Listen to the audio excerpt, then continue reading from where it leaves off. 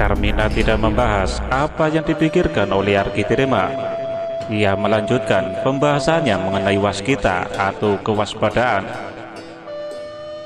Sang Pencipta adalah dat atau zat yang kita tidak pernah tahu. Kita tidak pernah bisa memikirkan bagaimana proses pembuatannya. Dat itu ada di dalam tubuh kita karena kita diberi dat itu agar bisa hidup. Semua urusan kepompong dipengaruhi oleh dat Sang Pencipta yang ada di dalam tubuh kepompong itu. Senang, susah, sedih, marah, dan lain-lain. Semuanya itu adalah urusan kepompong. Karena kepompong itu selalu ingin mencari kesenangan dan sesuatu yang enak. Inilah yang harus kita kendalikan dengan waskita. Lalu Darmina melanjutkan, kepompong dan berbagai macam keinginannya tidak akan pernah bisa ditahan, tetapi bisa dikendalikan. Kalau ditahan, dia akan berusaha menembus pertahanan. Tidak ada satupun manusia yang bisa menahan itu. Tetapi kalau ia dikendalikan, kita bisa balik mengendalikan mereka. Tidak akan kita yang dikendalikan oleh mereka. Arkitirema menerima penjelasan Darmina. Otaknya langsung berpikir penyebab dari keinginan-keinginan itu. Darmina memahami jalan pikiran Arkitirema. Ia melanjutkan dengan mengenalkan konsep nispa. Keinginan-keinginan kepompong itu digerakkan oleh nispa atau nafsu, yang sebetulnya berfungsi untuk mempertahankan kepompong agar tetap hidup. Kalau tidak ada nispa, maka tidak akan ada dorongan untuk memelihara kepompong dengan baik. Tetapi nispa ini selalu mencari enak, mencari kesenangan, dan mencari sesuatu agar kita selalu merasa nyaman.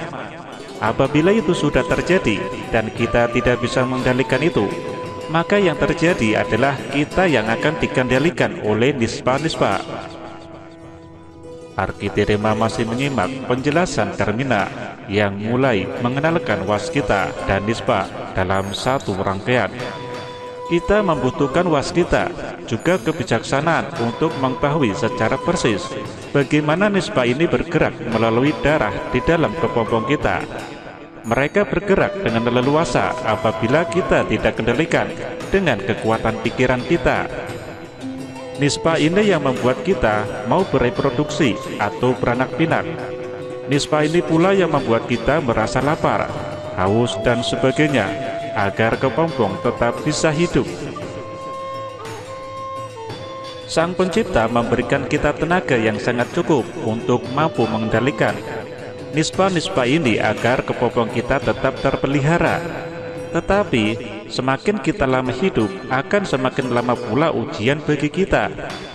Dan pastinya perang melawan nispa ini jauh lebih sulit dan jauh lebih lama. Bersyukurlah mereka yang memiliki tingkat penguasaan energi sebesar 2,5%, karena kepompong mereka umurnya lebih pendek dari kita. Arkitirema pun bertanya lagi, dengan kemampuan seperti kita, apa yang harus kita lakukan untuk mereka yang tingkat penguasaan energinya hanya 2,5%? Darmina menjawab, ajarkan mereka Wisnu. Ajarkan mereka untuk melindungi kepompong mereka. Ajarkan mereka untuk hidup dengan lebih baik. Ajarkan mereka untuk waskita terhadap nispa yang mereka miliki, karena mereka tidak memiliki kemampuan sekuat itu. Lalu Arkitirema diperlihatkan kepompong dan isinya. Diperlihatkan bedanya pergerakan kepompong bangsa Lemurian yang memiliki tingkat penguasaan energi sebesar 40% dengan mereka yang hanya 2,5%. Akselerasi mitokondria bangsa Lemurian jelas berbeda. Begitu juga dengan pergerakan auranya. Meskipun sama-sama berwujud manusia, namun bangsa Lemuria memiliki tingkat penguasaan energi yang lebih besar dari manusia pada umumnya. Pergerakan mitokondria manusia yang tingkat penguasaan energinya hanya 2,5%, bentuknya bulat-bulat, pergerakannya memutar seperti tawaf dalam kecepatan yang lambat.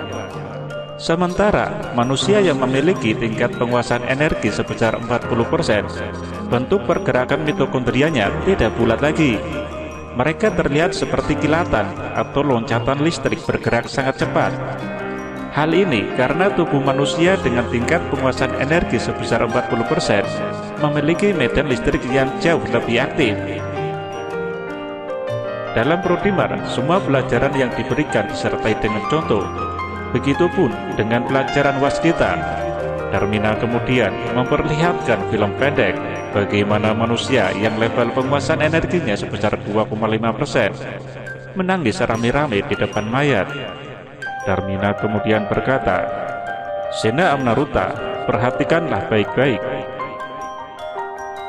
Arkitirema secara otomatis memperlihatkan itu, lalu berkata, "Aku tahu mereka sedang bersedih dan menangis, tetapi mengapa memperlihatkan hal ini pada aku?" Darmina tersenyum. Itu salah satu contoh mereka yang dikendalikan oleh nispa-nispa, tenggelam dalam iba dan iri. Sebetulnya mereka tidak menangisi kepompong yang tidak berfungsi atau mayat itu, tetapi mereka itu menangisi diri sendiri. Darmina kemudian melanjutkan, mereka tidak pernah menangisi kepompong-kepompong yang tidak berfungsi itu. Mereka itu tidak menyadari bahwa manusia itu tidak pernah mati. Mereka hanya berpindah dimensi. Mereka menangisi dirinya karena kesenangan dengan kepompong yang tidak berfungsi itu hilang. Darmina memberikan penekanan di akhir penjelasannya. Arkitirema tekun menyimak. Darmina melanjutkan penjelasannya mengenai kesadaran sang pembangkang dan nispa. Kesadaran mereka tidak pernah dimunculkan secara maksimal. Mereka tidak pernah menyukai kesadaran itu, karena mereka sudah dikendalikan oleh nispa-nispa yang membuat mereka menyenangi dan menikmati kesedihan itu, membuat pembenaran-pembenaran sehingga bersedih hati seperti itu dilihat sebagai sesuatu hal yang wajar dan benar. Padahal apabila kesadaran mereka muncul dengan baik, meskipun hanya memiliki tingkat penguasaan energi sebesar 2,5%, mereka akan mengerti bahwa hal itu sebetulnya menyiksa dan meracuni diri agar semakin di bawah 2,5% atau downgrade. Tidak perlu sang pembangkang menggoda mereka. Mereka tidak bisa melihat sang pembangkang dan golongannya. Satu hal yang bisa mereka sadari, bahwa sang pembangkang itu ada. Berita sudah sampai pada mereka berupa petunjuk-petunjuk dari Sang Maha Pencipta. Sang pembangkang menggunakan nispa-nispa itu untuk menyesatkan mereka agar selalu memanjangkan kesenangan melalui nispa. Arkitirema kemudian berkata, memprofil manusia yang memiliki tingkat penguasaan energi sebesar 2,5%. Mereka menganggap adalah suatu hal yang wajar dan biasa, juga manusiawi, bahwa sedih itu akan dirasakan oleh mereka yang ditinggalkan. Darmina berkata, itulah perangkap sang pembangkang yang akan mengirimkan sinyal telepatik melalui jaringan pengendali atau otak pada mereka yang memiliki tingkat penguasaan energi sebesar 2,5%. Akibatnya muncul ide-ide dan pembenaran-pembenaran agar kesedihan mereka itu terlihat baik dan indah. Sebetulnya Sang Maha Pencipta sudah memperingatkan tentang nispa-nispa tersebut yang akan dipengaruhi oleh sang pembangkang, sebagaimana ibu besar kita yang bisa dibohongi oleh sang pembangkang. Mereka tidak sadar bahwa sebetulnya mereka menikmati kesedihan itu. Nispa mereka mengatakan, ulangilah kesedihan-kesedihan itu karena enak. Dan sang pembangkang pun menitahkan kepada jaringan pengendali otak untuk mengakui bahwa kesedihan itu enak dan menutup kesadaran mereka agar benar-benar menyadari bahwa kesedihan itu enak. Darmina melanjutkan, dan satu hal yang pasti, kesedihan itu diajarkan. Mereka diajarkan untuk bersedih. Kebiasaan-kebiasaan buruk seperti ini dikemas dan dibungkus menjadi kebiasaan yang terlihat baik, bahwa kesedihan adalah untuk menunjukkan rasa simpati yang mendalam, setia kawan, penghargaan yang mendalam kepada kepompong yang kehilangan fungsinya itu, sehingga menyenangkan keluarga dari sang kepompong yang kehilangan fungsi. Ini yang harus engkau ajarkan kepada mereka, agar menyadari betul bahwa permainan Nispa itu sangat pintar dan sangat cerdas. Ia digerakkan oleh alam bawah sadar, di mana terdapat potensi penguasaan energi sebesar 97,5% yang tertidur. Tetapi sebetulnya, hidup ajaran Minara akan membuat Nispa-Nispa muncul, karena ajaran itu memang sengaja berusaha memunculkan Nispa agar mereka bisa dikendalikan. Kemudian Darmina memperlihatkan visual di ruang Kama menjadi film singkat orang-orang yang sedang berkelahi, berperang, dan membagi-bagikan kebencian. Darmina juga memperlihatkan visualisasi orang-orang yang berbisik-bisik dan kasakusuk menyebarkan fitnah, berita bohong, atau membicarakan orang lain. Darmina diam. Ia memberikan kesempatan bagi Arkitirema untuk melihat gambaran itu satu persatu. Arkitirema tekun memperhatikan. Setelah beberapa menit, dia berkata, "Kalau di situ, sekali kibas habislah orang-orang itu." Darmina tersenyum mendengarnya.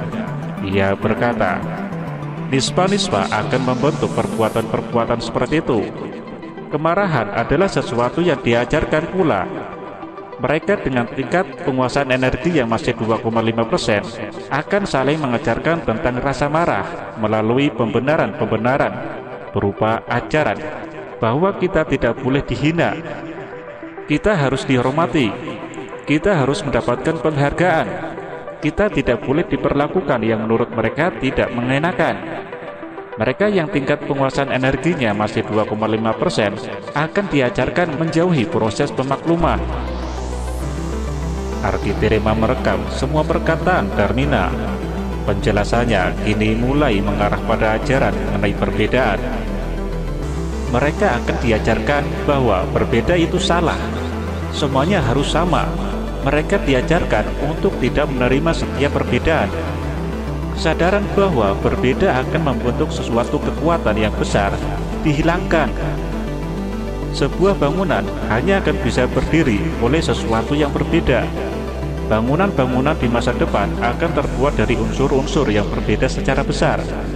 Contohnya, batu dengan perekat atau semen, dan tembok adalah setiap unsur yang berbeda.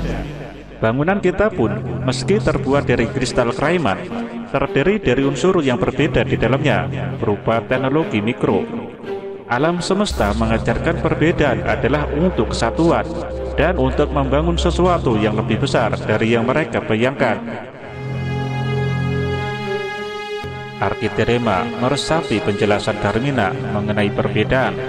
Darmina terus melanjutkan penjelasannya. Manusia yang memiliki tingkat penguasaan energi sebesar 2,5% sangat menikmati angan-angan mereka. Seringkali mereka berangan-angan dan mereka terpengaruhi oleh angan-angan tersebut. Angan-angan yang benar harus mereka kendalikan dengan cepat. Kemarahan, kebencian yang berujung pada kekerasan dan pertempuran itu adalah ajaran-ajaran yang harus kau hilangkan. Kalau perlu, tunjukkan kekuatanmu, karena mereka sangat menyegani kekuatan. Mereka juga hanya bisa dikendalikan oleh kekuatan yang menurut mereka tak terlawan. Darmina terus melanjutkan penjelasannya tanpa henti. Ia tahu Arkitirema merekam dan meresapi semua penjelasannya dengan baik. Kemarahan yang mereka munculkan akan dibungkus oleh kebenaran dan ajaran yang bernama harga diri. Sebetulnya, harga diri adalah angan-angan indah dari nispa-nispa tersebut. Tetapi, ajaran itu sangat merasuk terlalu dalam kepada budaya mereka, sehingga mereka menganggap apabila harga diri atau egonya diinjak, maka mereka wajib membelanya. Mereka tidak takut mati untuk membela egonya.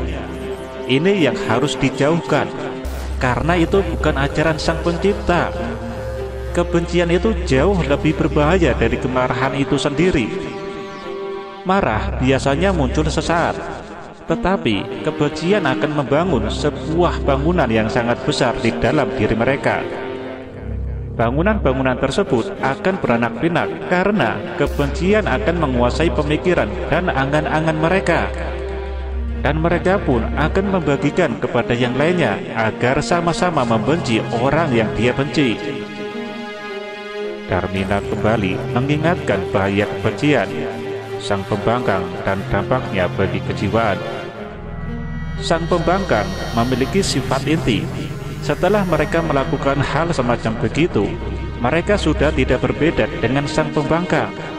Isi jaringan pengendali mereka hanya dipenuhi oleh kebencian-kebencian dan akan mengendalikan kehidupan mereka. Apabila kebencian mereka tidak bisa tersalurkan dengan baik, maka akan muncul tekanan-tekanan baru yang akan mempengaruhi kejiwaan mereka, yang disebut stres. Apabila semakin menumpuk, akan terjadi kekacauan di jaringan pengendali mereka atau gila. Kebencian itu juga akan dibungkus oleh pembenaran-pembenaran terhadap ajaran-ajaran yang mereka terima, terutama pembelaan terhadap keakuan mereka dengan istilah membela diri. Ada satu prinsip dasar yang membedakan antara membela diri dengan membela ego. Membela diri adalah mekanisme pertahanan agar kepompong selamat dari proses perusakan atau dari serangan yang berupa fisik. Sebaliknya, membela ego adalah berbagai macam cara kepompong lakukan, kalau perlu dengan tindak kekerasan agar mendapatkan penghargaan yang dia anggap layak. Darmina memberikan contoh nispa jenis lain, yaitu rasa takut. Ruangan Gama memperlihatkan visual orang-orang berlarian ketika terjadi bencana. Mereka berlarian pula ketika terjadi hal-hal yang menakutkan, seperti berhadapan dengan binatang yang besar dan jin yang berupa bayangan-bayangan yang menakutkan. Lalu Darmina berkata, jaringan pengendali memiliki salah satu fungsi yang berupa gambaran-gambaran sesuatu yang menyenangkan atau sesuatu yang menakutkan. Jaringan pengendali tersebut akan membuat angan-angan tentang bayangan masa depan yang belum tentu terjadi. Hal-hal semacam itu membuat manusia menjadi takut. Takut adalah permainan pikiran yang membayangkan hal-hal yang belum terjadi. Pikiran tersebut merekayasa segala sesuatu yang kira-kira akan merugikan diri kita. Arkiprima masih tekun menyimak penjelasan Darmina. Sebetulnya, takut adalah bagian dari nispa untuk menjadi mekanisme pertahanan diri agar kita menjadi berhati-hati, bukannya menjadi ketakutan yang berlebihan.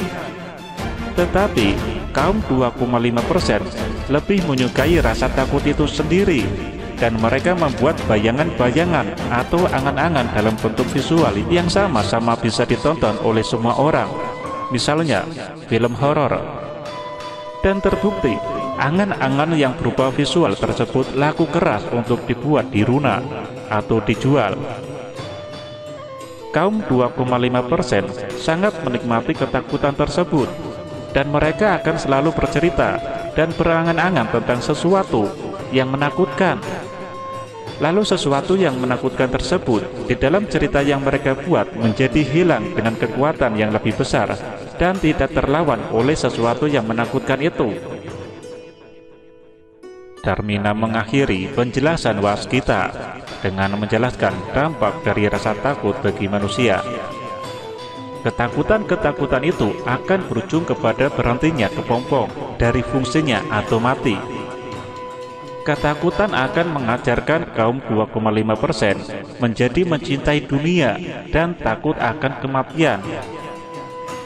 Tugasmu adalah memberikan kesadaran kepada kaum 2,5% agar tidak terkena penyakit tersebut. Kematian adalah sandingan orang yang hidup.